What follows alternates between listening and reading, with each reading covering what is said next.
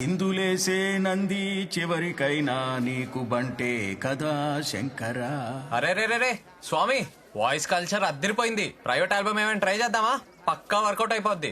ఎరా అది ఏమంటావు? రే ఏమైంది?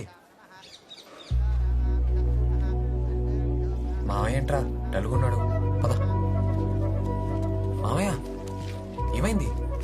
ఏం లేదురా, ఏం లేదు. పెద్దానికి పెద్ద అవమానమే జరిగింది బాబు, నా వల్లే.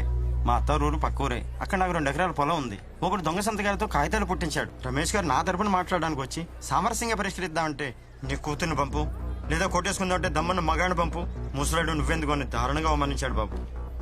మావయ్య పద.